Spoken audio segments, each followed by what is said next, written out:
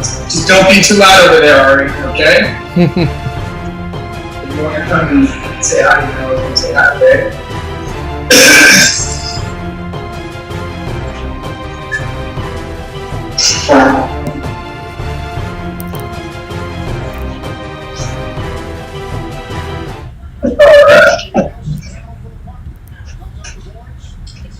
Alrighty, let's do this. Hello everybody, welcome to episode number 34 of Coffee Time with Byron. I am your host, Byron. And alongside me for this episode, we have former or still current, are you still fighting? Not really, I'm just more coaching now after, amateur and pro, got 190 something total of boxing and Muay Thai and MMA programs. Been punched too many times in the head, you know. ready to pass the torch to my guys. I got so many guys at the compound that I don't really need to fight to represent my fight style anymore. I've got 150 fighters that fight for me. They can do it, you know? I feel you on that. It's a tough sport. But to conclude, we have Sean Loeffler. Am I saying it correct? That's correct. As the guest. So let's hop right to it. I first want to know, I see, how in the blue hell did you get the name The Destroyer, your nickname? How did that come about? That came from nothing to do with fighting. When I've got a twin sister, and when I was a little kid and I would open my presents, I would be all like aggro, and I would just bang the fucking presents down and punch them and fuck them up, and then the toys would be broken. So then my parents would start having to take the toys out of the boxes, wrap the boxes, and then give me the present. I'd fuck the boxes up, and then they give me the toy afterwards. And my grandpa was like, "Fuck, the Destroyer's here," and so then when I was 5 years old, he started calling me that because of the way I opened presents. And then my dad told something like, "Yeah, he's always kind of destroyed some stuff and random stuff like that to the King of the Cage people." And okay, and then my daughter, I was walking down to the King of the Cage one time, and I think I had 16 or 17 pro fights at that point. And I think the interviewers or something talked to my dad before the fight, but didn't tell me. And they got Sean, the Destroyer, Loeffler, and I look at my coach. I'm like, what the fuck? Because I wanted my nickname to be Lights Out because I love the Chargers and I love Sean Merriman. So right. I Sean Lights Out Loeffler. And so they announced the Destroyer. I look at my coach. I'm like, are you fucking kidding me? And then the announcers were like, blah, blah, blah, blah. When he was a kid, and I'm like, well, I guess I'm stuck with this now. So I don't really like the nickname at all, but it's stuck with me. Now, since you said you wanted Lights Out and he was your favorite player, which, go figure, the Chargers were my team and still are, I still consider them San Diego. I don't care what anybody says. They're not LA. Yep. Did you ever have a chance to meet Sean Merriman? Because I know he got into a couple MMA fights, or tried to for a bit there. Did you ever get to speak to him personally? I've met Sean Merriman personally, actually randomly, of all people. So one of the guys I fought in King of the Cage, Keith Berry, he was at a Charger game and I was at a Charger game, and me and my dad just had season tickets to San Diego to Qualcomm. And Keith hit me up, I think this was like 10 years ago, and we saw each other, texted each other, whatever, after we fought. We'd already fought each other, whatever, and fought once. And then I did an interview, baby. So we were able to go down into the tunnel where the players come out after the game. So I got to meet a couple of players there, and that was pretty cool. Sean had already retired, but I got to meet a couple of guys, Malcolm Floyd and some of the other guys, and I kind of was able to click up with them randomly on Twitter, because I think they're like, oh, look, this guy's got a blue check mark, and I actually know people. And so, then they responded, and then Lorenzo Neal ended up doing an interview on a radio station, and after the Charger game, he was doing the post-fight interview after one of, the Lorenzo Neal best fullback of all time, and I called in to the radio station just saying, hey, this guy trained with Chuck Liddell. Did you guys know that? And they're like, no. And they asked Lorenzo, you trained Chuck Liddell? I said, yeah, I've trained Chuck for 8-10 years. And Lorenzo's like, who are you? And I'm like, my name's Sean. And then they're like, hold on the line. And then afterwards, I got some more contact information. And then I emailed a little bit, but no personal meetings or anything like that. And then my ironically, at the same time, my ex-girlfriend, Sarah, who we were together a couple years, 2 or 3 years, she was a nanny for Phillip Rivers and all his kids. Wow. So I had this weird fucking connection to the Chargers. You know what I mean? But like nothing like. It was like nothing legitimate. It was just like all randomness, and I love the Chargers, so it worked out. Did you ever think, since you obviously got the relationship from there with your ex, as you said, and Phillip Rivers, what you think of him saying and having all these kids? I think he's in number 9 now, and he's still talking. He's still talking about having more. He was between 7 and 8 when we were dating. Now she lives back up in Colorado and whatnot. But he was. I was never allowed to go to his house because I'm like covered. I was always like, please let me meet him. Please let me meet him. She's like, they are such a crazy, hardcore Christian family. You have tattoos, like it won't fly. You know, and I was like offended by that. I told her and she was like, we want to invite some random guy to their house. It's Phillip Rivers, you know. But I was like, baby.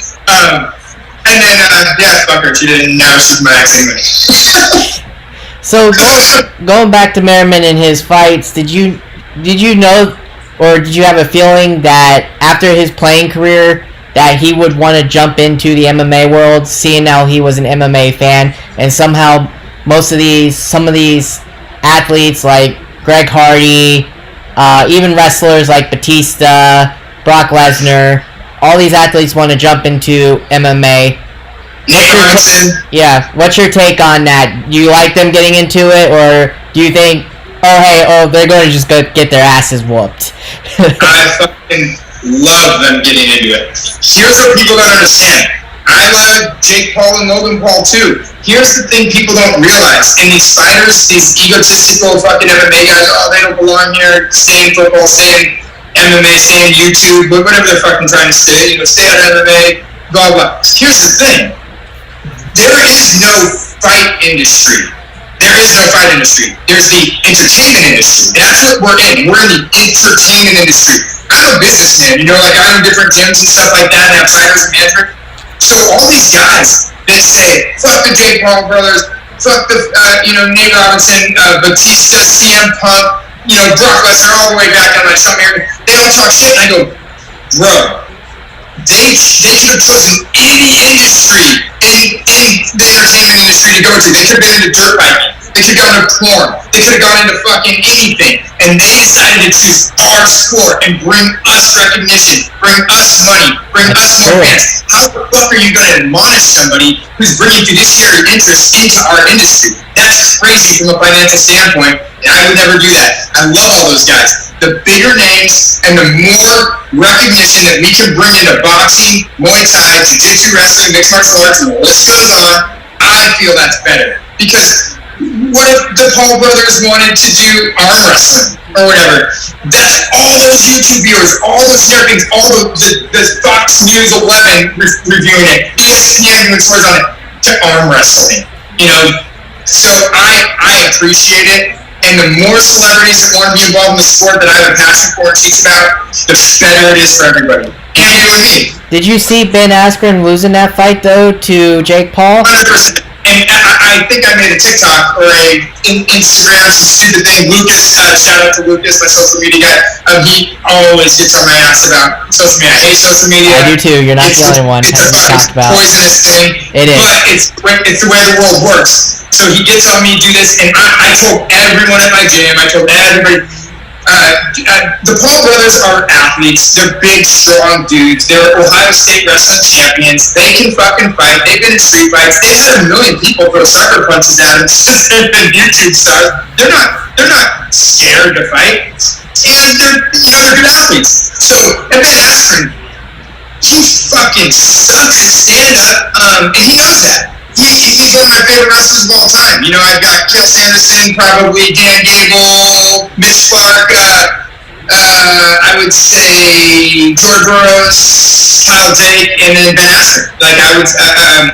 All those guys, I really, really like. And I like Ben Askren. I just watched, Thursday. I watched the NCAA wrestling finals, NCAA wrestling championship, all weight divisions. So I knew he was in trouble when I saw Jake hitting the bag and then I saw Ben hitting the bag, I just knew, I was like, this isn't going to go well. And Floyd Mayweather, did you see that one? Do you think he could have knocked him out if it wasn't for the money aspect? Because that's all it wanted. The same with Conor, he could have knocked him out as well. But I think Floyd could have knocked him out, but to be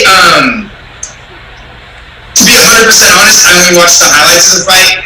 Not because I didn't want to watch it, but I think I was in Arkansas cornering like 4 of my pros that day. That's the only reason I didn't watch it. And I just saw the highlights on the thing. I would watch it. I would have even paid more and supported the whole Triller thing because there's a lot of good undercard fights of guys that. See, that's the thing, is those undercards and those guys that get the recognition they never would get if Jake Paul or Logan Paul or whatever wasn't fighting got that recognition, and that's good for them. That's amazing for those guys. You know, they get to fight in front of big crowds on a big stage, so I think it's great.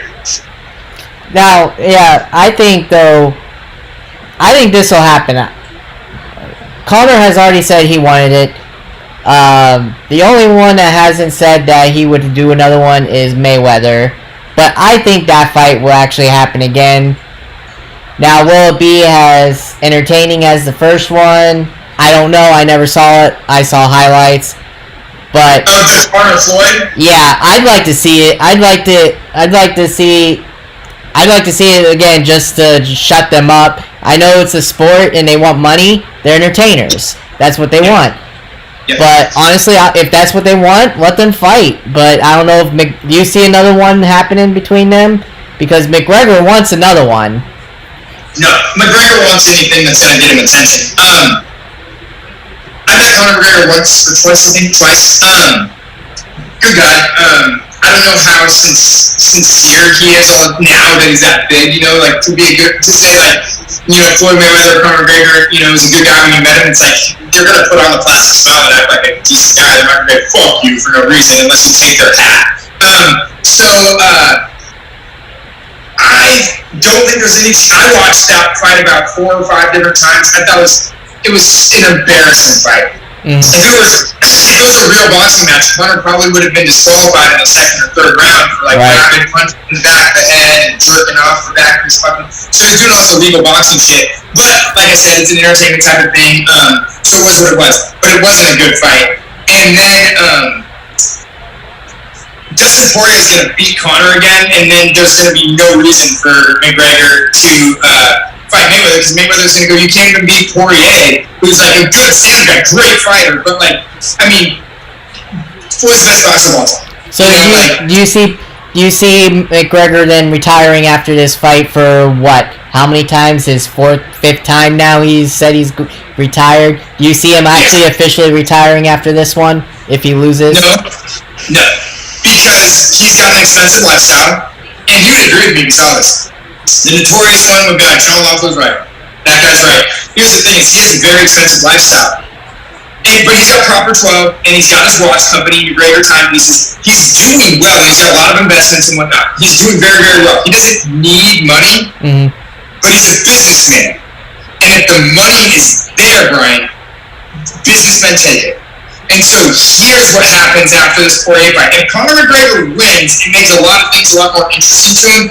But I think Dustin's got his number, and he's hungry as fuck. And the fact that Conor McGregor didn't give him that $500,000 to his charity after he said he would, I think Dustin's pissed about that because he really cares about that charity. So Conor's next move after this is the trilogy with Nate Diaz because that makes money. They each have one. Oh, yeah, he just came back and he won, I believe. Correct. So they can build up either Nate a little more or have Conor go out on a shield or even, you know, Conor win it and retire. So there's still money to be made for that rubber match in Nate Diaz. And Dana knows that and smart business people know that and Conor knows that. So when it comes down to it, Brian, will Conor retire? He probably has wanted to retire all those times. No joke. He's got kids, he's got a beautiful wife. Devlin is awesome. She's supportive. His kids are fucking little savages or funny, cute kids. But if somebody offers you fucking $65 million, $110 million, you know, $35 million, you're gonna be like, yeah, I think I can train for another month or two and fucking get in there. Maybe win, maybe lose. So, you know, even with the Poirier, you made like, what, 10, right? Something like that. So yeah, if there's money like that to be made for Conor, he'll do it. And so Poirier's got a money fight. Nate Diaz is a money fight. There's no reason to do it with Floyd Mayweather because he's probably going to get beat by those guys. But now comes the interesting thing about Mayweather. If he does want to keep doing shit, like where if he actually fought somebody that could box a little more, Conor can fight, he can box, but like a little more tougher of a boxer with more range. So if Nate were to beat Conor in a rubber match, I would love to watch Nate and fucking Floyd Mayweather fight because that's a guy I think that could drop Floyd. He's big, he's strong, he's long, and he boxes with Andre Wolf. Well, I think you said that fight's already in the mix of happening soon, especially with, I think it was Nate. Yeah, Nate coming back. So, yep. And he wants to fight them both because he's had words with them both. They don't like. They both don't like each other. Yeah. None of the Diaz brothers like McGregor, and McGregor sure as hell don't like them both. So I can see that happening. And then the funny thing is, and you know how it goes, man. And it's no disrespect towards guys like this, but I'm gonna name a couple of fighters, and I think these guys, if you tagged them in it, they would probably even agree with me, even if it sounds a little oddball or not offensive, but like guys like Tito Ortiz, Chuck Liddell, Randy Couture, those guys all, in my opinion, stuck around a little too long. Like, you know, yeah, I agree. The Tito Ortiz, that kind of fight fix with Dos Caras Jr., I don't know if it was fixed or not in Combat Team Americanas. And then the trilogy with Chuck Liddell was so ridiculous. That third Chuck Liddell fight was so fucking stupid. And that Oscar De La Hoya promotion. And so, I think, though, a lot of fighters, a lot of athletes stick around too long. Because it's hard. I didn't lose fights at the end of my career, but I was fighting a couple smaller shows, fought a couple of bigger shows at the end of my career. But even me, like, after I got some injuries, stuff like that, realistically, I'm like, why would I just keep trying to fight just to, like, for the competition? Like, I can make money other ways. It's not like I'm going to be a UFC champ, and for real fighters, you want to be the top of the sport. Like, why am I just fighting? I mean, like, even if I was fighting former UFC guys, Pat Smith, Aaron Brink, guys like that, like, yeah, I was knocking former UFC fighters out stuff at the end of my career, but, like, that wasn't going to get me back to a title shot in the UFC or Bellator or anything like that. Just local fights with some money and some exposure from my gym. So me included, but not on the stage that Tito and Chuck and those guys did, and I definitely didn't do it at 40, 45, and 50 like those guys did.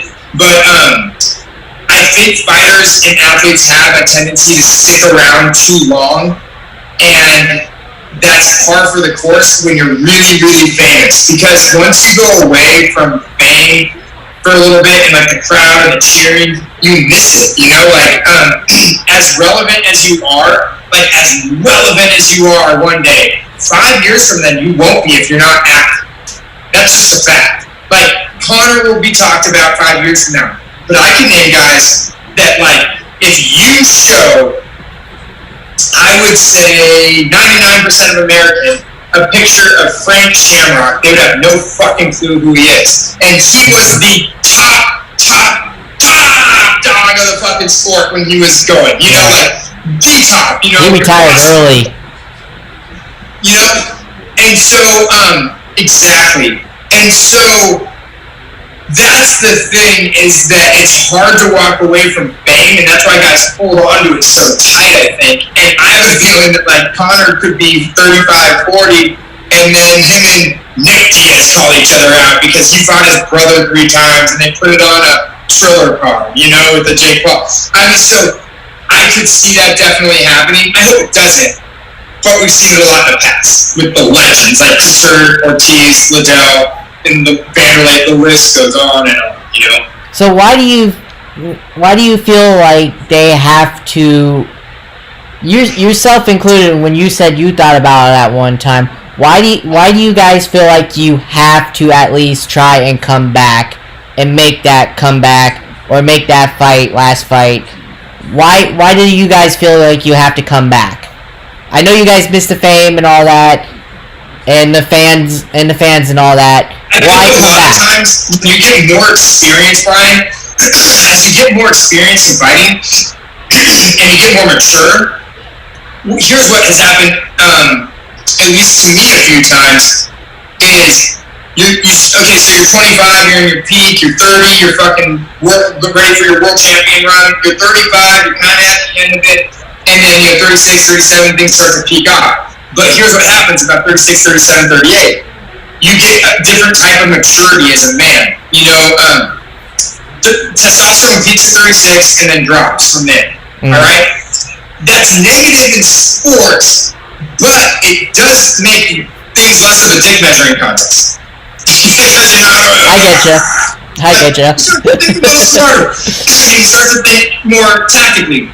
So, what's happened with me a couple times is I'll be 36, 37 years old, 3 years, 4 years ago, and because I'm 39 now,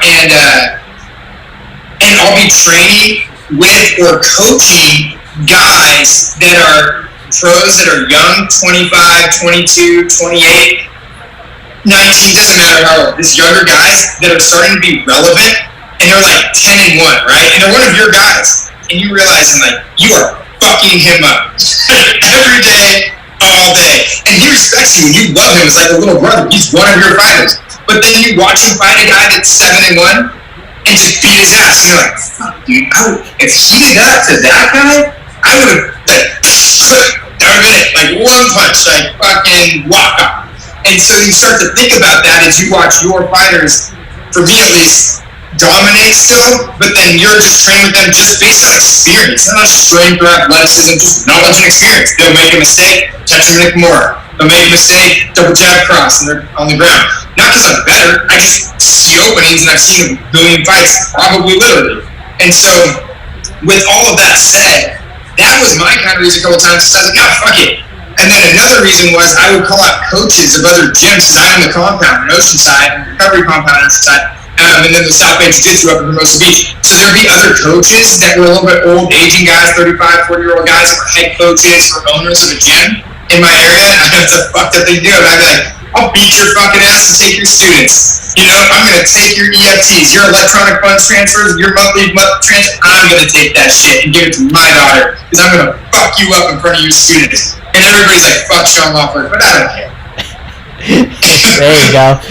So in your career, did you face or have the opportunity to face any contenders that went on to Bellator or UFC? Tons. I started out, the compound, we were at the North County Fight Club. So I'll name the guys that was on our fight team. We'll start with Dominic Cruz, Brandon Vera, Eddie Sanchez, Jason Lambert, Joey Beltran, Ed Ratcliffe, Shannon Gerbity, Evan Tanner trained with us before he died. He was staying at the compound and then on his boat before he died. They did a whole documentary involving the compound. Chris Oselzinski and me, I used to do training with him. Terry Sokaju and me have trained together for 15 years straight. He's one of my close friends. In fact, I think one of my if you look at my last 25 pictures on Facebook, it's me, Beltran, and Sokaju training, getting Beltran ready, and Sokaju for their last bare knuckle fights. Well, Beltran's third to last bare knuckle fight, Sokaju last bare knuckle fight against Mark Hunter, Ray Safu, whoever fought. So, let's see who else. Vladimir Machchenko was my wrestling coach forever. Anthony Hardog and me were training partners. Jacare Salsa lived at my house with Viviano Fernandez every summer up in LA. Tito Ortiz trained me for about 6 years straight with Scary Jared Urbanowitz, Razor Rapapella, Tiki, obviously. Fuck, bro. To answer your question, I've trained with a few. I would go back to Boston in the summertime to stay with Jorge Rivera, train with Kenny Florian, and Jorge, I'll tell you that. Kenny, I would see Kenny, I would train with Keith a little bit, but I would stay at Jorge's house. That was back in 2007, 2008. Brad Gunn, who's an early UFC fighter, stayed at his house with Ken Kishna, who actually started MixedMartialArts.com with a few guys in Colorado. Yeah, you know what I mean? It's just, I've been fighting pro since 99 when I was 17. So it's like, every fucking person that Rico Rodriguez at the old Higa Machado studio,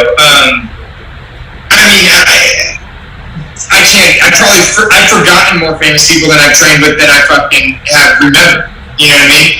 Did you ever have a chance to get to the level of being selected to go to the Ultimate Fighter house and competing for the Ultimate Fighter, like your proteges that you fought against, that you train against? Twice I made it on the Ultimate Fighter. Actually, one time I got kicked off I'll be frank. We all went out beforehand, and a bunch of people were partying and stuff like that, and they got mad that we went down. I'm just being honest. I don't know if I can get in trouble for telling this. The executive producer at the time, I should name drop. I won't say the last name, Jamie. They got mad at me and a few guys. It was a heavyweight, middleweight season, and before we were like officially starting the season, when we were doing all like the kind of the formalities, like the last 20 of us, they were going to take 16 of us, but we knew which floor were the alternates. So we knew we had made it and whatnot. They'd already told us it. We were just locked into the Palace Station Casino Hotel in Vegas, because that's the one that Fertitta's on, when Frank and Lorenzo were still alive. And we went down to the bar and got fucked up and told a bunch of girls who were UFC fighters and brought them up to our rooms, and they were not happy about that. And they told us, like, dude, we fucking told you not to do this. You signed a non-disclosure agreement. And so that wasn't cool. And then I don't know if I don't drink anymore, or I used to drink a little bit. I don't smoke weed, but I have smoked weed. I don't know if you've ever smoked weed, but I have. Yeah, there you go, Brian. So the one kick in the dick season was I was like on. The executive producers called me, Greg, everybody called me from Spike TV. This was on Spike TV when I was back then. Yep.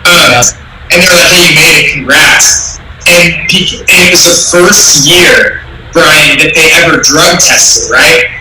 So they told us what they were drug testing for, like steroids and stuff like that, like performance-enhancing drugs. And this was the first year of first year of the Athletic Commission, CSAC, or Nevada State Athletic Commission being involved in mixed martial arts. There was never, in fact, I thought I was the main event of the first ever California State Athletic Commission sanctioned show in Oceanside, California, Total Combat.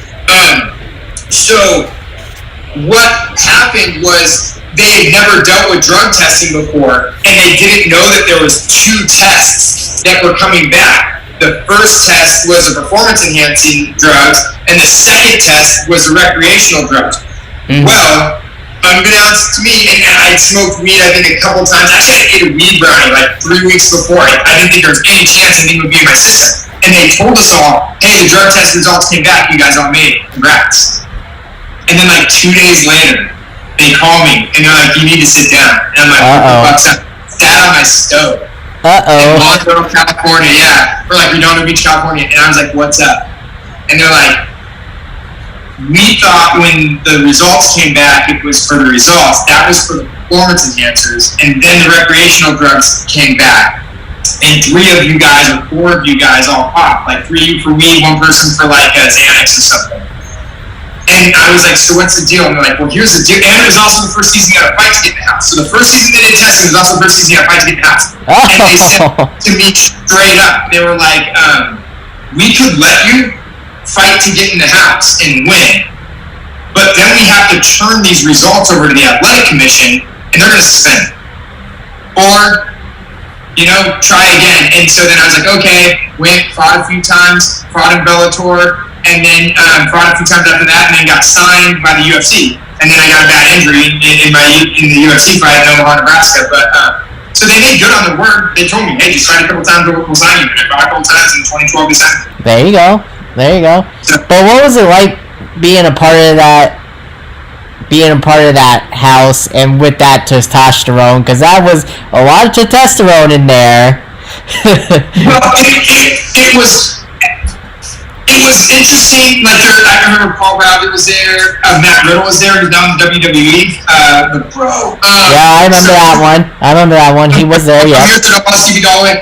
So those guys were all there. We were all trying out together, and it was kind of weird because we all got along. Like none of us had a problem. We were all joking and laughing because back then we knew by the time they flew us to Vegas, like we had basically made it. There wasn't. when my manager just made calls and got me straight into the to the tryout process, where we just had to roll for 3 minutes. So I'll rewind a little bit. So at first it starts off with like 300 to 500 guys there, right? And you go, you fill out a shitload of applications, and then you roll for 1 minute in front of Joe Silva and a bunch of other people from like the executive producer of The Ultimate Fighter. And I rolled against a black belt from North Carolina, and he wasn't doing much. And so I was a little frustrated because he kind of pulled guard and just like cinched down. And so he's a good guy. I'm not going to mention his name, but he's a pretty famous guy. Not super famous, but on the East Coast, he's known. And he's a black belt. And he just pulls guard right away and just like holds on to me. And I'm trying to pass guard. I stand up and like don't slam him. And he's not doing much.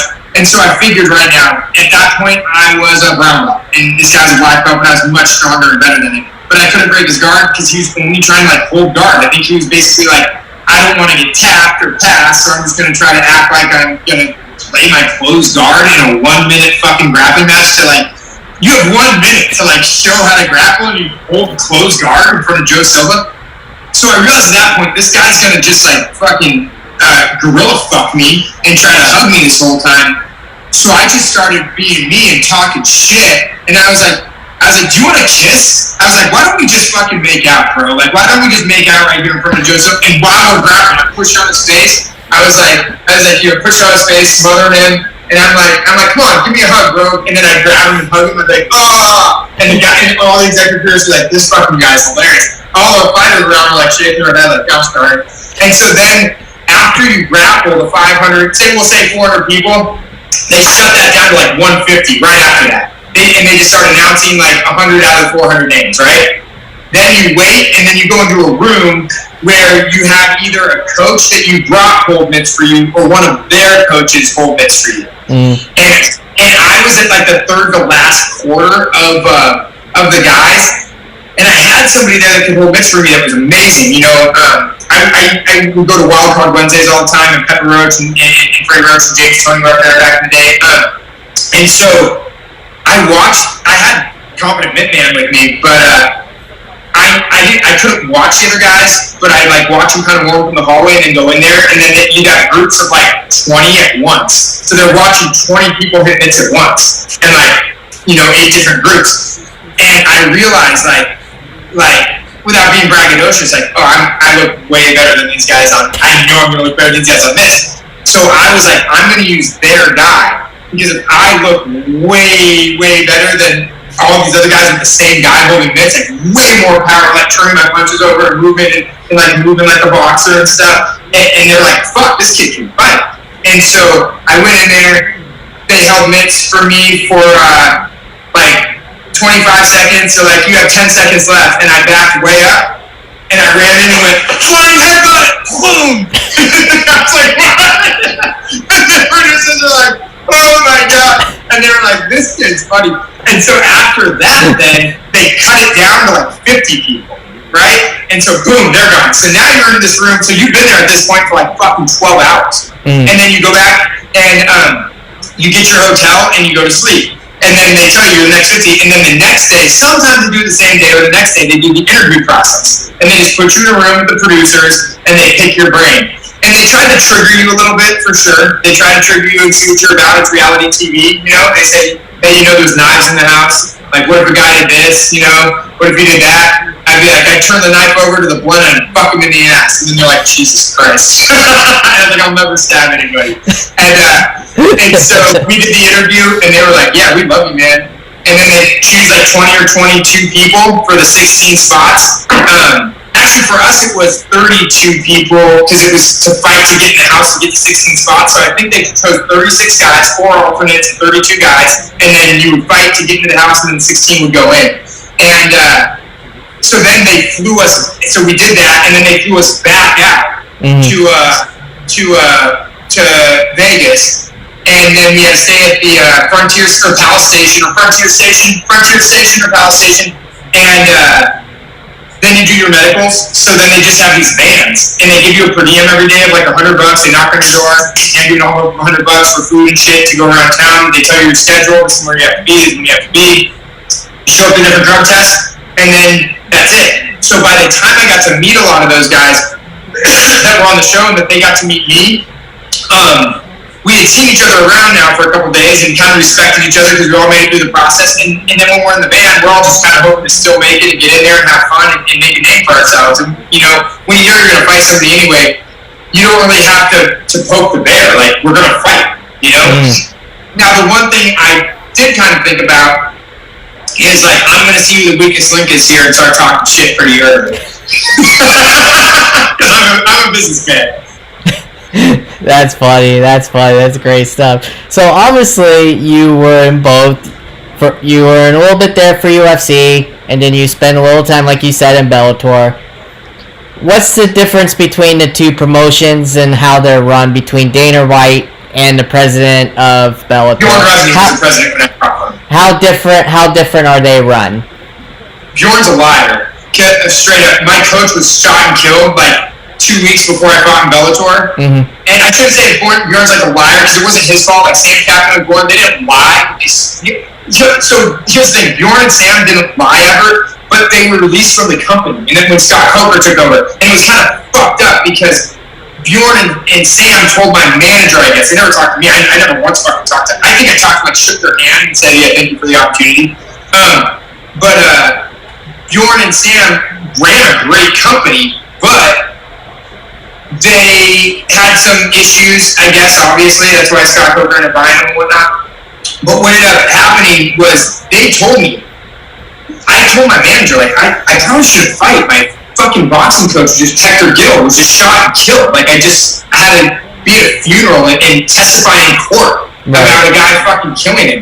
Like, I just testified in court about my coach being killed. Right. And, like, supposed to fight on NBC, and that was the only Bellator fight ever on NBC Live. And from the Kansas City Power Light District. So I told them, like, I don't think I should fight. They're like, no, this is the first ever Bellator middleweight tournament. You're ranked number 3 in the tournament. Brian Baker's ranked number 2 in the tournament. I was ranked 4 or 5. I don't know what it is. But Brian Baker's ranked number 2. Alexander Shlemenko's ranked number 1. They're like, you can fight, you can win. But worst case scenario, we'll take care of you. Like, we'll get you another fight, a good matchup. I found this piece of glass on the floor. I could just stepped on it. Oh, thank God. Okay. Well, so they told me, like, or they didn't tell me, they told my managers, like, because we already had the posters and we were supposed to be the main event, like, we were the main two, like, the big buff black guy versus the tattooed white boy, and, like, you know, Brian the Beast Baker, great guy, survived leukemia, by the way, versus Sean the Destroyer Loeffler, a big black dude, versus a big tattooed white dude, and so they told my managers, like, no, and so my managers, who were dicks, obviously, fucking talked me into taking the fight, and I had a broken hand because I was talking at a Catholic church during the funeral, and I couldn't talk. I was trying to tell his kids, hey, even though you lost your dad, now you got like fucking 300 dads that boxed under your guy that will have your back, you know, like you'll never replace him, but we're here for you. That's what I wanted to say, but I was like, crying. Yeah, I don't blame you. So I went outside and I punched the wall of a Catholic church. Well, Catholic churches are usually made of like brick, and so my hand broke. And so I called my manager. I drove to Huntington Beach that day and showed him my hand. He was like, your fucking hand is fucked. I was like, I know. He said, it's okay. It'll get better. You can make it. And I was like, it's like 10 days away. He said, you're fine. But I knew he wanted that 20% of my $15,000. You know, he's like, oh, Sean's getting like 15 or 20,000. That's fucking, you know, $5 grand for me or whatever it is, you know. So I was like, not in the right place mentally. And then when my managers talked to Sam and Bjorn, they said, no, if worst case scenario, Sean doesn't perform well, we'll give us, give us a list of a couple guys and we'll give him a good shot at co-main or something like that. And then in between me healing from the injury and losing that fight to Brian Baker, fucking Bellator got bought. And so, I thought it was just kind of weak when you make a promise to somebody. And I'm not saying on their part, because I don't know who. There could have been 20 people under those two that actually made decisions or didn't make decisions. So I'm not blaming any. I'm not fucking blaming anybody. I don't care. But I was disappointed that I felt a little bamboozled because I took a fight with pretty, and I'm not making complaints. Brian Baker probably would have beat me on my best day. I'll give him credit for that. That's what a real man would do. But it definitely wasn't my best day. I didn't throw a punch. I had a knee bar at one point, and the fight was only 2.5 minutes. I had a knee bar and just let it go because, fuck, I don't know. I just wasn't mentally there. I didn't throw a punch. I threw it inside the leg kick and then just looked at it. And so I was really hoping that my man would be, I hit him up. I was like, okay, well, these are the 6 guys that I want to fight right now. And they're like, yeah, it's got these new managements, and that was just a 1 tournament deal. And my managers are also fucking assholes, obviously. A lot of MMA managers are, you can tell. Yeah, that's true. And so it was a little rough in that sense. And the only reason I say those 2 names is because those were the 2 figureheads that were on the contract that I signed, where I was supposed to have more fights. And I didn't. And so then I said, fuck it. Went and fought for the Cajun Fighting Championship in Louisiana. I fought Christian Fulton, who was on the Ultimate Fighter. Fucking beat his ass, and then and that was actually Dustin Poirier's first pro fight. Really? Wow. Yeah, he was nice. He was my undercard. Yeah, his first pro fight, I was the main event of. There you go. And so, and I fought an Ultimate Fighter vet, Christian Fulton, fucked him up. Then I went back to Pennsylvania, fought this big John Doyle, this Iron Bull. You're right in front of the camera. Yeah, I know my daughter's silly buddy. Sorry. Father's Day weekend, Hey, kids live. I know how that is. I got 2 of my own, so. There you go. You want to say hi to everybody? Hi. All right, go play the silly buddy. So yeah, in retrospect, I've never even thought about this, Brian, till right now. My managers were assholes, so they could have been fucking lying to me about everything Sam and Yarn said. Right. I've never even thought about that till literally right now. But Yarn and Sam could have been like, nah, we told Scott Coker and those guys, and my managers were like, oh, no, fuck it, we're gonna try to do something else. So I just took a bunch of other fights. I won a belt in Pennsylvania, won a belt in Ohio at the International Fighting Boxing League. Fought Bobby Martinez, Guns Martinez. I think he was 16 and 11 at the time or something like that, a German record. Fought in Louisiana for that belt. I fought in Arizona, fought in Mexico for the Cajun Fire belt. And then I'm trying to think of any place else that I fought before the UFC signed me. I can't remember any place else I fought before the UFC signed me, but I fought somewhere. Mm-hmm. Oh no, I fought a local fight, but I sold fucking 2,100 tickets. Mm-hmm. In a local fight, because I was on a kind of a fight roll, a roll of wins. I think I had 9 or 10 wins after that in a row. And then I fought a local show, sold it out. I had my buddy dressed up as a pimp with an Iron Man mask on, and I hired 2, we'll call them strippers, for him to hold and make out as I threw money behind him. And my fans, you can YouTube it, and my fans are fucking crazy. These fucking sluts are making out, and I'm throwing money out of guys dressed as the Iron Pimp. Everybody's like, what the fuck is going on? And then I fought a guy named Brandon Gaines, who at the time was only 6 and 10, so another kind of German record, but we were building myself up to get back to where we wanted to be. Right, so we didn't want to take easy fights, but we didn't want to take super risky fights unless it was a pay. Right, and so got signed to the UFC, got my bad injuries that everybody's known about in fucking every interview in the world, ankle, blah, blah. In fact, I saw that MMA Mania or whatever, top 10 fights that never happened, and I was the first one, I think. Yep, yes you were, yep, I saw that.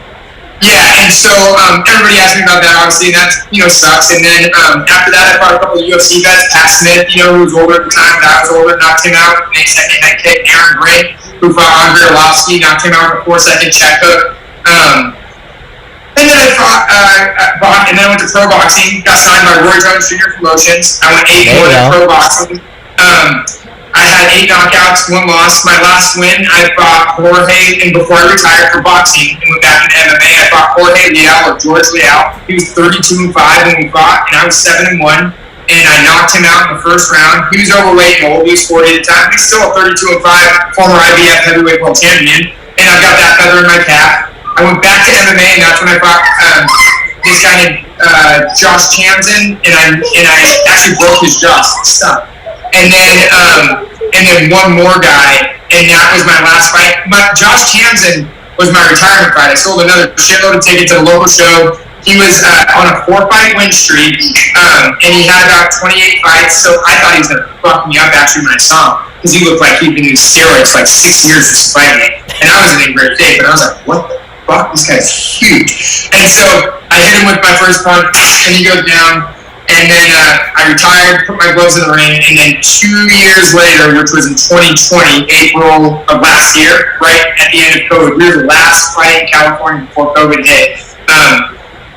A kid hit me up from the Make-A-Wish Foundation and was like, I really want to corner you. And his mom contacted me. And his mom goes, Adam's dying in 7 months. And he's to coach you in a fight.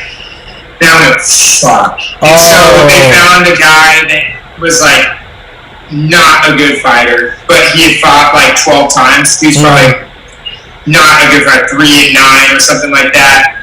And then actually I called out a guy that was 15-1, and you're supposed to fight. I think his name's Ben Beebe, and he pulled out. And then we called him, and he's like, I'm not fighting.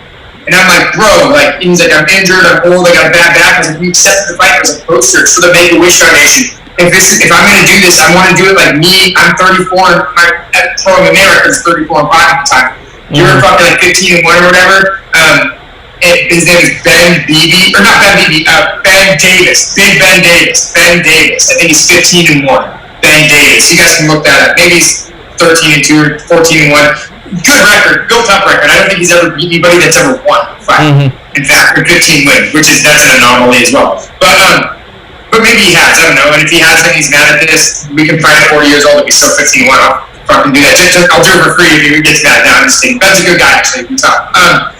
So he was like, no, I got a bad back, and then they found out like 3-9 or whatever guy, and I just went in there, walked the kid out in a wheelchair, gave all the money to the Make-A-Wish Foundation, knocked the guy out, and then I secured that. So it really wasn't like a retirement fight. I just couldn't say no to that. Right, you can't. You really can't. I mean, it's like, I don't blame you. It's like, oh crap, here I thought I was retired, and oh, I can't pass this up. This is such a nice gesture that somebody thought of me. I get a package in the mail with a picture of me, an 8.5-11 picture of me, like flexing in the UFC. And he's like, can you please sign this? And then there's a Make-A-Wish Foundation shirt inside the box. And I'm like, what's this all about? And then I see this note, can you call me? I call the mom, and I'm like, and it's like, because I go like this, because I don't go like this because I have to fight. I go like this because a fucking 7-year-old boy's about to fight. I know. I don't blame you. I know. I had the same reaction. And like, I'm an emotional guy. Like, I broke down, Yeah, I don't blame you. Yeah, I was just like, I didn't even care about the fights. I was like, yeah, I'll do whatever you tell me to do. Like, I was like, fuck, man, hearing about, like, I don't know, hearing about a kid die sucks, And, like, for instance, like, if you look on, I think my Facebook page today, Cody Garbrandt made a post saying, like, thank you, big brother, or something like that. And I put, hey, I'll text you later. And Cody Garbrandt's another guy. He's like little brother. I remember he was fighting in Ohio in the NAAFS, building his career up to get into the UFC. And Nicole Long Castillo, who's a legendary matchmaker in Ohio and Pennsylvania area, she was the first female matchmaker on the East Coast, and she matched for King of the Cage, IFBL, NAAFS. Like, she's helped with every promotion of Bellator.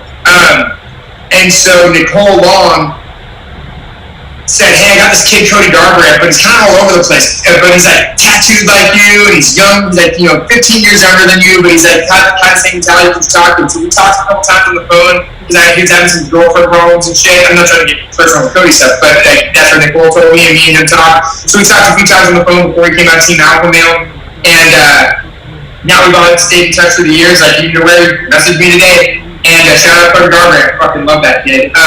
And he's got a big heart too. He helped the kid a couple fights ago with that belt, where he walked that kid out and was crying and put that team through. Remember that fight? I do. And that's just like shit. Like I like shit like that. So tell me, a lot of people say, I think it is, because even though I was slowly into the sport before this, and I watched briefly, I had the DVDs. But a lot of people say the best fight ever was the Ultimate Fighter 1 match between Stephan Bonnar and Forrest Griffin. Do you agree that was the number one best fight in UFC/MMA history? No, definitely not. It was not the number one best fight in UFC history. It was the most important fight in UFC history. Okay. It put MMA on the map. It was on Spike TV Live, around all these other, I think it was the Man Show, shit like that. Yes. That was popular at the time. Yep. So people would people watched that shit by default, and then they saw this bloodbath of an amazing match, evenly matched, entertaining, bloody, fun. Crowd was into it. They were into it with each other, and it took MMA out of what we know as the Dark Ages. And so it was the most important match in mixed martial arts history of any promotion. Anybody that would argue with me, they can go get fucked. But when it comes to the best fights in UFC history, or there's been a lot. There has been. I agree. Personally, I'd go Robbie Lawler, Rory McDonald. Yeah, that was a good one. I'm not going to deny that one. That was a good one. I love that fight. Another, or as weird as it sounds, Chet Congo, Pat Barry. Oh yeah, okay. That one is a weird one, but I would have never thought of that one. Yeah, I would have never thought that one. It was like short and stuff, but if you actually think of it as a fight, they like knocked each other out twice in one round. Yeah. Crazy. So that's pretty good. Don Fry, that was a good one for Pride, when they just sat there and punched each other in the face a bunch of times. And then I would have to say, probably Johnny Hendricks, George St. Pierre. That was a fucking classic. That was a classic. And I think George St. Pierre lost that fight. He did. That was towards the end of his career. Correct. And then I would say one more worth mentioning would be Joanna versus Willie Zane. That one I didn't see. That one I did not see. After this interview, promise me you'll watch that fight. Okay, I'll watch it. I know it's a 30-minute ordeal, 25 minutes. I'll watch it. It's one of the most incredible fights I've ever seen in my life. So, tell me, what's it like now seeing, because the women have been involved in MMA for, about 6, 7, 8 years now, I'd say about. Yeah. What's your take on now? Are you happy to see the women finally get their chance to be in the limelight with the men and and be main event status like the men nowadays? Yeah, why not? I mean, I'm 100%. Okay, here I'll break it down. When it comes to women, one, I've never even said this in an interview. Maria Rousey is Ronda Rousey's older sister, and we dated in high school. And I've never told anybody that. Oh, damn. Maria went to St. Monica High School. Nice. And I would go pick up my best friend Tim Johnson in my Ford Bronco when I ditched my school. And I was in Manhattan Beach. I had to drive like 40 minutes to Santa Monica to drive outside. And then I'd have to page him and give him a pager code, remember that because I'm old. And then you'd have to jump the fence at the Catholic school, get him, and then I'd go see our girlfriends or whatever at high school. So that was pretty interesting. But I don't know. I'm sure Ronda would remember that, or have any recollection. She was a little. Who knows? Yeah, who knows? She was maybe 11 or 12. She might. You never know. Who knows? Little chunky judo girl would come home in her gi with her mom. And that was in Santa Monica, or they were like Venice, Santa Monica, Rose Street. They might have lived on. So if she sees this, she can know I'm not bullshitting. So. That's just an irony, just that I brought up, just because I just made my thought about like the first. That's crazy, though. I never would have thought that. I never would have known you dated Ronda Rousey's sister. I would never know that. And then she went to NYU and became a sports writer, I believe. I could be wrong about most of that, but I think so. I had to talk to my buddy. I mean, it was 20 years ago or whatever. So, and then I dated a girl who I got her into MMA. She was interested in it, always we dated for a while. And then her name's Jamie Russ, and she now just teaches, I think, a little bit, which is good for her, but I taught her, like, every fucking thing she knows about punching and kicking. I mean, not everything, because she trained after me for a long time, so that sounds a little disrespectful. But I started her out with everything, and I got her first 2 fights and made her 2-0 and everything. So obviously I was supportive of that. And then we have a shitload of girls at the compound gym in Oceanside. And then I manage other girls and a couple other girls too. I mean, Savannah M, she's in 1FC, and she just won her last 1FC fight. And I work with her and help her. Daniela Bolelli, who's on Joe Rogan, I think 6 times with History on Fire and stuff like that. And then the drunken Taoist is Daniela Bolelli's. I know that. And then he's always on Joe Rogan. And Daniele's like wife, girlfriend, life partner is Savannah, who fights in 1FC, and she stays at my house when she's down in this area. I have Megan O'Toole fighting July 24th. She's a good fighter. And then I've had a slew of other girls that I've had train me. Peggy Ross, she's starting to blow up on Instagram. She's she's a good jiu-jitsu girl, has a nice butt, so she gets a lot of followers, and got her some stuff. Lauren Mueller, I would go down to El Cajon to San Diego Fight Club with Charlie Kohler and work with her. She's actually dating Tyler Seau, Junior Seau's son. Oh, really? Yeah, and Tyler Seau trains at the compound. On and off for the last 10 years. Good guy, shout out to Tyler Seau and the Junior Seau family at Oceanside, California. So is he going to get in? Is he going to go into MM? Is he fighting as well? He fought once after. With another gym when he was dating Lauren, who had started training at San Diego Fight Club, and I think he actually lost that fight by decision, the one fight he took, but he was a fucking beast when he was with me, and Charlie Cole was a great coach. But he might have won by decision, but I think he lost. I felt bad for him, and just like everybody else, I guess he had to get his mind off something after what happened to his father. Yeah, of course, 100%. Give me 1 second. Hey, Ali! Come here. Ali Joffrey. He's actually the only Pakistani American world champion. He's a pro fighter. He's got a belt. So he's a really good fighter. He's going to Croatia. Could you? Oh, sorry. Okay. Go hang out with Ali. Yeah, go hang out with Ali. You're good. So I have no problem with women fighting. Rose Namajunas is one of my heroes. I think one of the greatest audio clips in MMA history is Joe Rogan going, "Oh!" and Daniel Cormier going, "Dog Rose! Dog Rose! Dog Rose!" I mean, that's one of those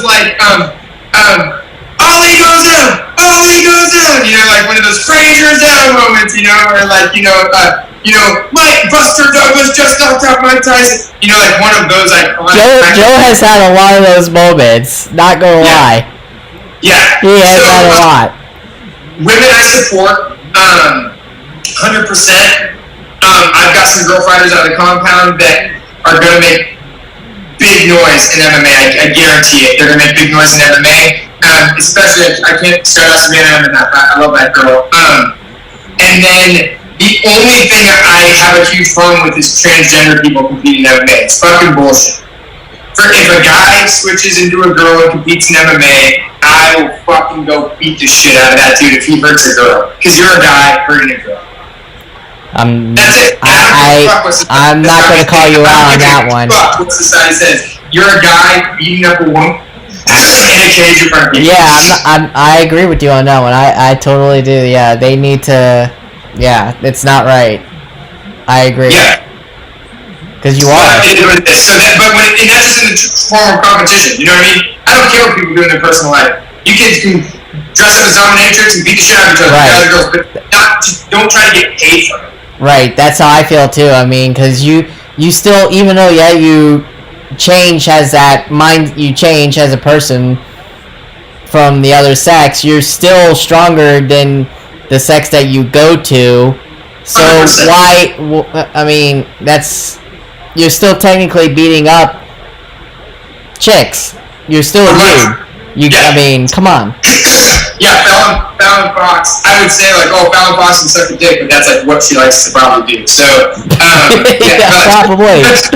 Yeah, But I know what's that girl? What's her name? Ashley. I know this girl personally too. I'm so sorry that I would blank on your name. But the girl that beat up Fallon Fox, what's her name? She's from Southern California. She's a tough girl, great fighter. She beat the shit out of Fallon Fox. I was so happy about that. But yeah, so that I love women MMA. And just like I said about Jake Paul, women get more views when it comes to social media. Look at I had Misha Nassiri fought in Hawaii for me about 5 years ago versus what's her name? The famous Hawaiian fighter, big boobs, got dropped from the UFC. You know what I'm talking about. I know who you're talking about. I can't think of her name right now. Rachel Ostovich. Yeah. Misha fought Rachel Ostovich to split decision loss. But Rachel Ostovich, when she weighs in and she goes like this and her boobs go like this, she's the cover shot for that whole weigh-in, if you remember that kind of shit, every time. So it's bringing marketability into the sport. The more attention we can get for you, for me, for the fighters, the better. Now, I've got a couple more questions before we call it here. And heck, I even got a question for you after we get off here, so be prepared for that too, and I'll text it to you. So, I gotta ask you now, since you're long gone retired, you're now running a gym. In your point in your career, what fight, if it was offered to you by UFC or Bellator, or one, the new promotion, who would you have wanted to fight?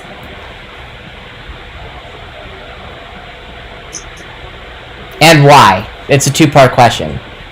Well, first of all, and I'm going to answer the two-part question, the first part in two parts, and then I'll answer the second part. So, no problem. When I was signed to the UFC and I got injured and I was expecting to rehab and go back into the UFC, dude, I didn't even mention this real quick. Also, after I got signed to the UFC and got injured, that's when fucking Joe Silva left the UFC, and Sean Shelby's cool and McMahon's cool and everything, but when that transition changed, that also kind of fucked me too. So both with Bellator they switched management, and then with fucking UFC they got UFC did.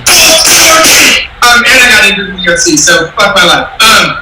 So when I was in the UFC, everybody asked me that question, and it was Anderson Silva. Mm-hmm. Because he was the champion. Mm-hmm. If you're going to be in the UFC's middleweight division, I think if you're going to by the top and everybody says, who do you want to fight? You should pick the champ. So I can be the champ. That's true. I was at my peak, Anderson Silva was a champion, and I wanted to fight the champion because then I know I didn't deserve to fight him. I would have to string together some wins and stuff. But ironically enough, when I got injured against Buddy Roberts from Greg Jackson's, they considered that a win because I wasn't able to fight because of my ankle. So his next fight was against a 5-0 guy from Brazil named Chau Magahelix. No offense to Chau. He was 5-0, and now I think he's like 5-5. And Buddy Roberts beat him handily, and I'm like, I would have fucked that guy. Then Buddy Roberts got a last-minute shot because of that win to fight Yushin Okami. And the winner of that fought Anderson. So Yushin fought Anderson. And in my head, I'm always like, I beat Buddy. They give me Chau. Last minute Yushin. I'm right there. You're right there, yeah. And Yushin fought, you fought, I think, Anderson in Ireland or something, or Buddy fought Yushin in Ireland, one of those two. So once again, another just interesting little MMA math bullshit that never works out. So Anderson would be my answer when I was active, and then at the same time, if you ask who I could fight, anyone. And I was back then, I was trying to think of who I was calling out, who I really, really wanted to fight. Let me think. Who did I really want to fight when I was in the UFC? Take your time. No, I know. I'm thinking because I'm trying to remember. I know I said Anderson, but it's also not like a deserving thing to call a champion when you're just getting into the promotion. My favorite fighter is Nick Diaz, so I would never want to fight him. I love Nick's attitude and style. Even though we're fighting at the same time, he still inspired me, as lame as that is. Him and BJ Penn were kind of my heroes. And then this sounds weird because he trained me a little bit, but like, I kind of always wanted to fight Tito Ortiz, just because he's like so relevant all the time. You know, like that would have been a good fight. He's like a better wrestler than me, but I think I'd knock him out. You know, like I hit harder than Chuck Liddell, and I'm a much better striker than Chuck Liddell. Like Chuck is very good at transferring weight into his punches, you know, but he's not crisp or anything. You know, you throw straight the fastest point between the shortest point between two points is a straight line, and Chuck's never thrown a straight punch. And he clipped Tito a couple times in his prime. So I feel like that would have been, not because I don't like Tito, I really like that guy, and his wife's amazing, his twins are amazing, and his political career is amazing. But I feel like that's one of those guys where it's a kind of easy stepping stone, like not easy fight, easy stepping stone into fame. Like you beat Tito Ortiz, you're now famous. Yeah, that's true. So I don't think stepping, so if Tito or anybody that knows Tito says, hey, you see what he says? No, Tito is not an easy fight. As a stepping stone. It's a stepping stone into fame and notoriety right away. So now, my last question to you is, before I let you go. And Roy Jones Jr. I was supposed to fight Roy Jones Jr. in Arizona, and I lost. Since I'm 8 I lost. If I would have won that fight at the convention center, so you actually fought him. What's that? You actually fought him, Roy Jones Jr. No, I was supposed to fight Roy Jones Jr. I lost the fight to fight Roy Jones in Arizona, so I really wanted to box him. What's your last question? Okay. Well, that would have been a good fight, too, if you would have had that one. But now, you see a lot of these past fights, and now current fights that have had rivalries and trilogies and all that. Do you honestly think that these fighters really hated each other and then ultimately ended up respecting each other after these fights? Like Ken Shamrock and Tito, they respected each other after. Same with Ortiz and Liddell.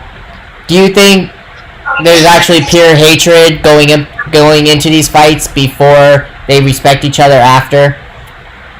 The Ortiz Liddell, they hated each other. I know that whole backstory. I saw so much of that personally because I was training Huntington Beach and stuff with them. I was training with Emmanuel Newton, who was a Bellator champion, in fact. Knocked out Joey Beltran, who's one of my best friends. Shout out to Joey Beltran, bare knuckle fighting champion, toughest motherfucker in the world, executioner. And everybody watched Joey Beltran fight coming up in the next bare knuckle fight. He's gonna fuck up Sam Schumacher. Fuck that guy. Joey Beltran, I love you. So Chuck and Tito really hate each other because of what Dana White did to them. Dana White managed both of them. You know, Dana White was just a boxing coach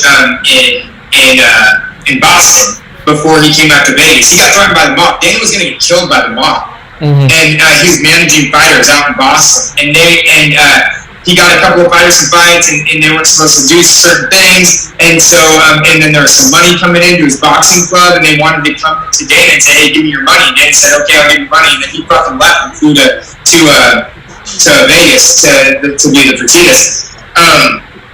And then he started managing some more fighters like Tito and Chuck. So Dana White was a manager of those guys before he was president of the UFC. And so Dana then built those guys up and then became the president of the UFC, and then he had to fight each other. And Dana knew Chuck would beat Tito. Right. And that's why he had the icicles going down the shorts, the flames going up Tito's shorts, the Iceman versus the Bad Boy, Southern California versus Central Northern California, and built it up because he knew he would make money on with the UFC on marketing that matchup. Ice versus Fire and the shit talk, and they used to be training partners. And it was kind of fucked up for Tito because he was then going to get kind of sacrificial lamb to build up Chuck after his little title run now that Dana was the president. So that's why Tito wanted to fight Dana, in that boxing match, and that's why Tito and Chuck started to hate each other because Tito thought they were teammates, and Chuck said, "I'll fuck you up. You're more famous than me. I want to take advantage of that." And so, so that one I know is real. Garbrandt, Dillashaw, they hate each other. They fucking hate each other. That's real. Anytime people get personal, it's probably real. If you talk about somebody's wife or charity or trainer or steroids, like you're getting into the like we're fighting in the parking lot type of fucking shit, you know. So then, like the Khabib and McGregor situation. 100%. That's real. But there's some that are fake. There's some that are fake. Which were the ones that you remember were fake? A lot of them, most of them, like that they talk shit are fucking bullshit. Like most of the girls, like Rampage Rashad, I think that was a lot for the cameras for the Ultimate Fighter. I don't think they hate each other that much. Like when Rampage broke that part. Yeah, I agree with that one. I was gonna say that one. And then I think what's her name? Was it Rose Namajunas, or not Rose Namajunas? I'm sorry, Joanna Dress, and who she coached against the Ultimate Fighter? Was it Claudia Gayle? Whoever Joanna coached against the Ultimate Fighter? I know who you're talking about. I can't think of her name. The Brazilian chick. Yeah. I don't think that was that real. Any beef on the Ultimate Fighter, I think, is bullshit because it's reality TV. So what do you think about Ronda and Misha? Yeah. Was that legitimate hate? They hate each other. Yeah. They did? Yep. I didn't see much of their fight, so I couldn't tell. I believe she was the one who ended her career, though, ultimately, in MMA. And that's why she went to WWE. Yeah. Holly Holm ended Ronda's career. And then okay. I knew it was one of them. One of them. Ronda beat Misha. And then Holly beat Ronda. Then Misha beat Holly. Then Amanda beat Ronda. Then Amanda beat Misha. And that's right. And then Amanda's been king ever since. I'm such a nerd for knowing everything about fucking the fight game. But that's why I'm glad to have you on. I know so much. I just been in the sport one time. You know, and I know everybody. I was just in Arkansas, sitting at a table with Tom Galecchio from The Ultimate Fighter, Joe Daddy Stevenson, Chris Lieben, Kendall Grove, and me, all sitting at a table in Arkansas fucking 10 days ago. I even had Patrick O'Tay, who's on the original one, too. There you go. I was supposed to fight Patrick O'Tay in Canada, but it never happened. Really? Yeah, I was supposed to originally fight David Loiseau in a promotion called Shut Up and Fight. And I still got the poster of me versus David Loiseau, which is kind of cool, but yeah, and so Patrick O'Tay didn't happen, but interesting. So now this is truly the last and final question. This is truly. Do you think ultimately, if UFC honestly did not have that fight between Bonner and Griffin, that the UFC would be as big today than it was back then? Because they were going through, like you said, a lot of shit. They were transitioning. It took Jeff Blatnick, former announcer, to become commissioner to bring that sport up to where to got to that point before Dana took it over. But before that fight, if they did have that fight, do you think UFC would be as big as it is today? Yes. The inevitability of hand-to-hand combat has been the main draw for sports since the beginning of time. The Roman Colosseums, the Gladiators, and the UFC. Since, do you know what the first ever televised event in history was? In history, the first ever worldwide televised event that people could actually watch, that they had access to. No. It was in 1892. Really? Did not know that. John L. Sullivan boxing match. Really? The guy with the handlebar mustache. You've seen the pictures of him. That's the okay, yes, I have seen the pictures, yes.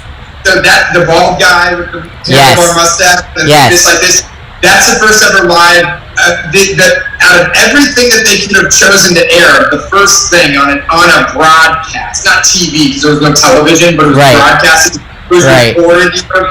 Maybe it was I said maybe the first ever recorded thing, but it was a boxing match. And then what did thousands, hundreds of thousands of people go see the Coliseum? Like I said, the Gladiators. It's inevitable. People want to see who's the toughest guy in the neighborhood since the beginning of time. You know, who's the baddest man on the planet. Right. And so if it wasn't their fight, inevitably somebody else would have, something else would have happened to bring the sport into the limelight. You know what I mean?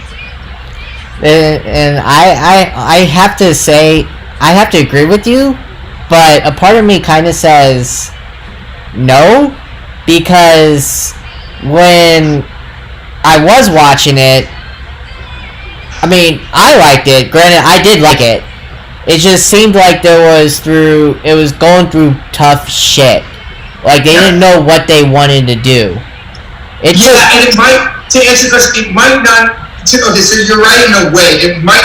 The UFC might not be what it is, but there would be something just as big for MMA in America. Right. It just, because they were going through UFC actual.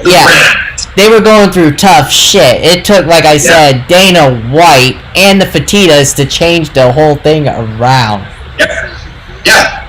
I mean, they're fucking amazing. Because obviously Blacknick gave up in it as commissioner. He obviously said F it. Once he lost that TV deal, I think it was it Fox or SEG? I can't remember. SEG, Sports Entertainment Group. Yeah, when Blacknick owned the UFC. He just said F it. I gave up, so he just left it in shambles, and that's when I believe Dana and the Fertittas ended up taking it over from him. So not only did you're completely right on that. Not only did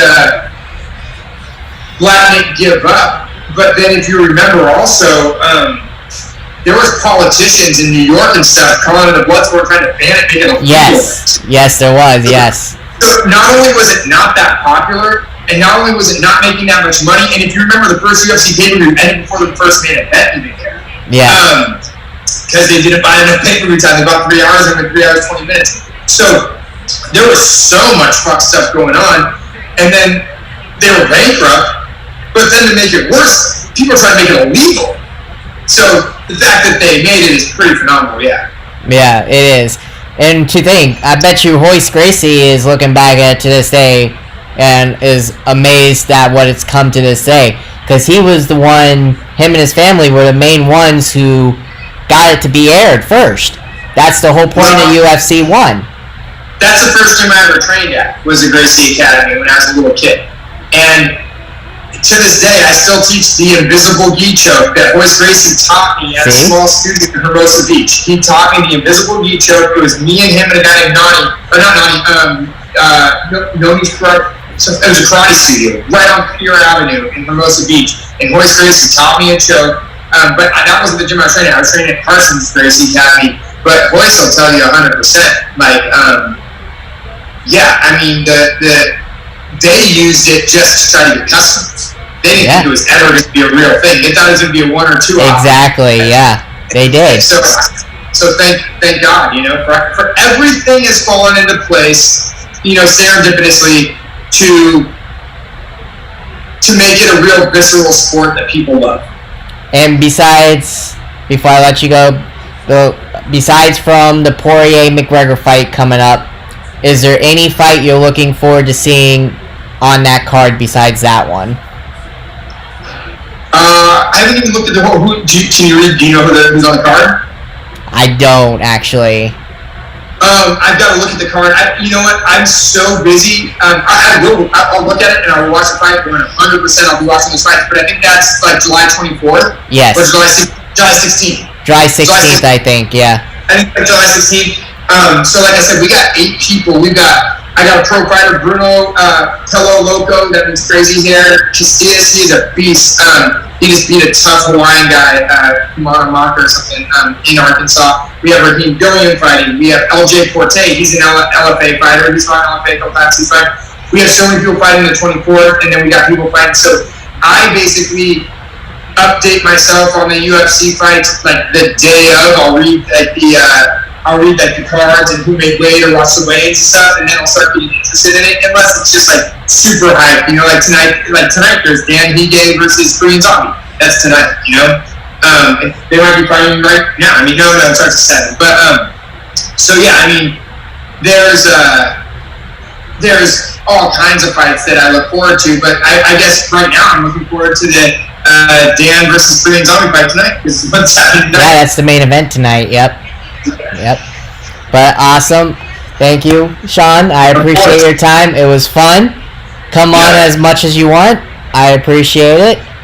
And I'm going to text you my question to you that I have. And you're going to love it. Trust me, I know you will.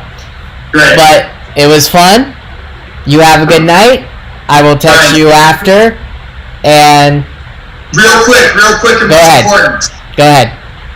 TheCompoundMMA.com, my business, the gym, the compound. If you want to be the next, we're going to be the next Greg Jackson's next AKA. You know, things come in order. I was fighting when those gyms were coming up. Now that I'm focused on coaching, I'm going to make our gym order that. But that's not the most important thing. I just had to give a shout out to my gym and all my boys and my family, my mom. But the biggest shout out today, Father's Day. Dad, you know, Jim, love you guys. All the dads out there.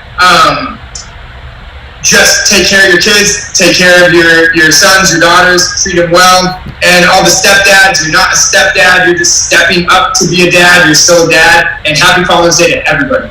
And feel free,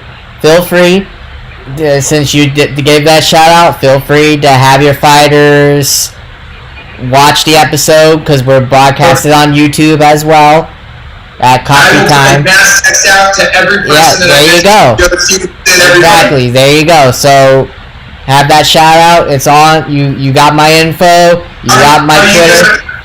Are you gonna listen through the interview before you post it? Yeah, and I'll send it to you. Right.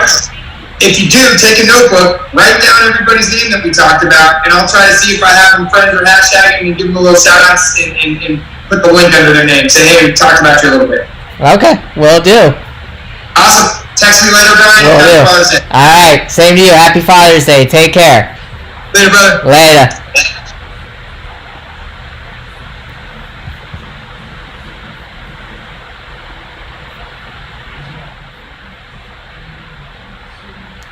Sean Loeffler, everybody, former MMA fighter.